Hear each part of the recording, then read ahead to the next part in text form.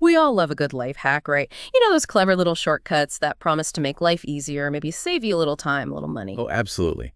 That appeal of efficiency, of having that insider knowledge to kind of like outsmart everyday tasks, it's very alluring. It really is. But we've probably all been there, right? Those moments where a shortcut seems a little too good to be true.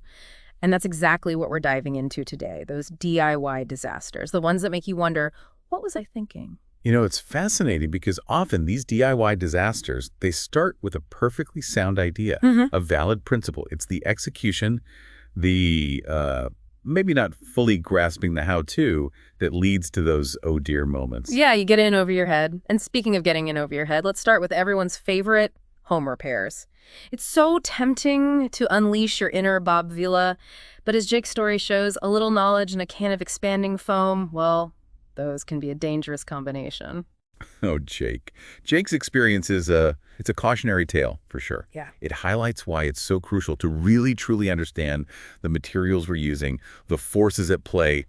Expanding foam sounds harmless enough, but its power lies in its name, right? It expands, and it's very enthusiastic about it. Okay, so paint me a picture here. What was Jake trying to fix? So Jake's doing some work around the house, and he spots these cracks around his window frame. Yeah. You know, nothing major. He thinks, no problem, a little expanding foam, good as new. Except, maybe he overestimated the little part. Uh-oh. How much foam are we talking here? What did this poor window frame endure? Let's just say that Jake woke up to a scene straight out of a, well, not a home improvement show, that's for sure. More like a horror movie. The foam. It didn't just fill the cracks, it went rogue. Imagine this, bulging out of the window frame, completely solid, basically holding the window hostage. You're kidding. Wow, that sounds like a nightmare. A foamy nightmare indeed. And it really underscores how important even a little moderation is, even with seemingly simple DIY fixes. So what happened? Did Jake have to, call in a professional to undo this foamy fiasco? He did. It was beyond a simple fix at that point. Ended up having to replace the entire window. Oh no, that's an expensive DIY disaster. So lesson learned, less is more, especially with those powerful products. And always, always read the instructions, right? It's so true. It's easy to get caught up in the excitement, I've got this energy for project, but taking a moment to read, to truly get what you're working with, that's often the difference between a DIY win and a DIY, well, disaster. Word. Okay, Yeah. That's good advice for any project, really. Now let's move from home improvement to, well, another potential disaster zone, the kitchen, specifically the microwave. We've all been tempted by those minutes to a perfect meal hacks, haven't we? But as we're about to hear with Sarah's experience, some things are just better left to the old-fashioned stovetop. The microwave, it's a marvel, isn't it? But it's not magic. And eggs, well, they have a certain, shall we say, volatile potential when subjected to that kind of rapid heating. Right, makes sense. So what happened with Sarah and her microwave? So Sarah, she's looking for a fast, easy breakfast, stumbles across one of those online hacks, promises perfectly cooked hard-boiled eggs in minutes using, you guessed it, the microwave. Sounds almost too good to be true, right? Oh, I can already see where this is going. It's the exploding egg, isn't it? Bingo. Yeah. It's the exploding egg. Though you can kind of see the thought process, right? Like we've been conditioned to think of microwaves as these instant cooking machines. Oh, for sure. Just pop it in, press a button, and boom, perfectly cooked food. But I guess, yeah, some foods, like eggs, maybe don't react so well to that kind of power. So tell me about Sarah's experience. How bad did it get? Okay, picture this. Sarah's got her egg in a cup of water, like the hack said to do, sets the timer, waits for her breakfast miracle, microwave beeps, she grabs the cup, and the second that fork touches the egg, bam! Oh no, I knew it! Was there egg everywhere? Oh, there was definitely some egg-related collateral damage, let's put it that way. Think about that poor egg, though.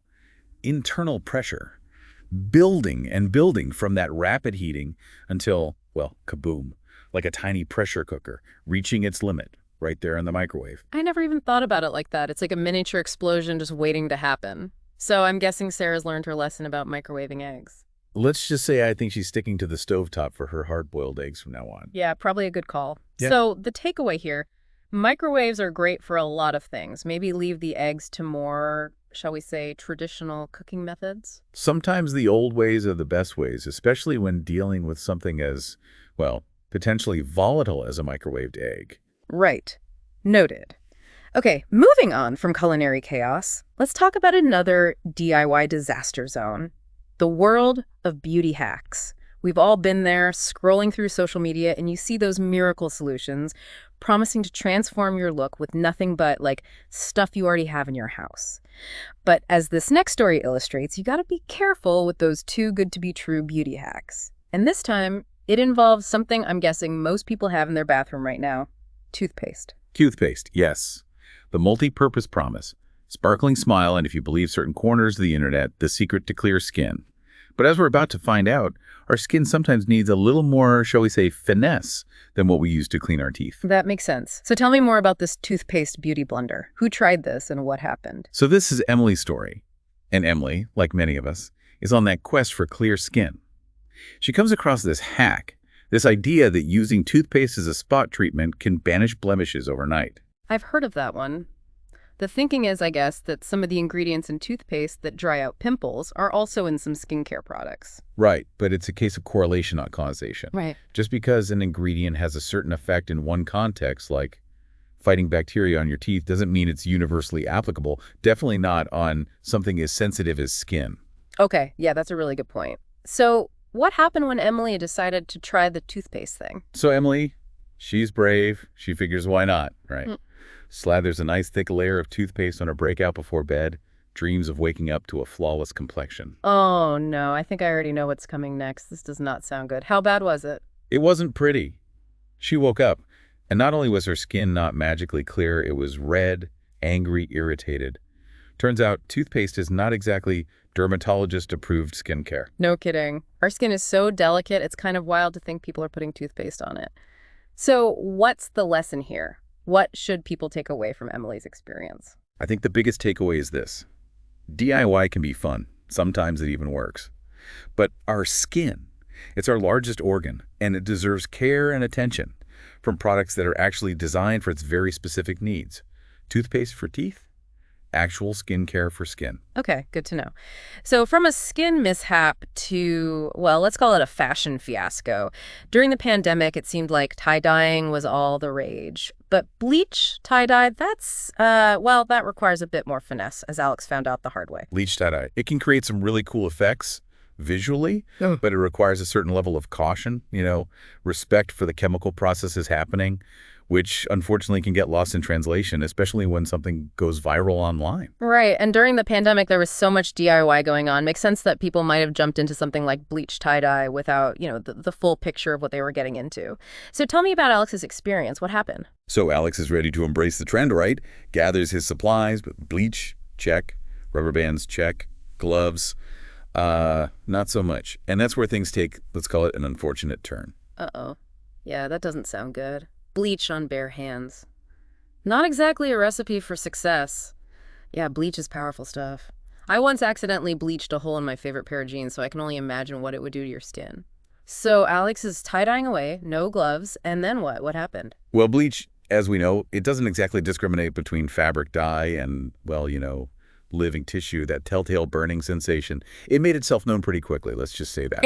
Redness, itching. Not exactly the look he was going for. Ouch, yeah, that's a fashion faux pas and a health hazard all in one. But what about the tie-dye project itself? Did Alex at least end up with a cool, bleach-splattered masterpiece? Not quite. The bleach, as bleaches want to do, it kind of went a little off script. It wasn't the trendy, faded look Alex was hoping for. Let's just say his once-beloved hoodie ended up more of a patchy holy that situation. Oh, no. So not only a chemical burn, but a ruined hoodie, too. Oof. Yeah. That's rough. Okay, the lesson here is pretty clear, right? Safety first, especially when we're talking about strong chemicals like bleach, gloves, people gloves. They're not just a fashion statement. Absolutely. And listen, if you are going to try something like bleach tie-dye, always test it out first, right? Small, hidden area. Make sure you're happy with the results before you unleash it on your favorite sweatshirt. Great advice. Now, before we completely scare everyone off DIY forever, we do have a redemption story. Remember Sarah and her, shall we say, explosive microwave egg experience? Why could I forget? Poor Sarah. Well, it turns out you actually can microwave an egg. Safely. Who knew? Right. There's a method to the madness. The trick is to use water. Not just microwaving the egg directly, but using water as a medium. It moderates the cooking process, prevents that pressure buildup that led to, well, So the water's like the egg's bodyguard in the microwave, protecting it from the intensity of it all. Exactly. Submerge the egg completely in a bowl of water. A little pinch of salt can help prevent cracking. Cover the bowl, helps to distribute the heat evenly, and no more egg explosions. Amazing. It's like a culinary magic trick. So perfectly cooked eggs are possible in the microwave. You just have to, outsmart it a little, which I guess is a good philosophy for DIY in general. It really is. And speaking of outsmarting potential disasters, it's important to remember not all DIY hacks are created equal. So true. So as we wrap things up here, what's the most important thing for our listeners to keep in mind when they're feeling that DIY itch? I'd say approach DIY with a healthy dose of, I don't know, maybe skepticism, curiosity. Do your research. Don't just blindly trust that random social media post.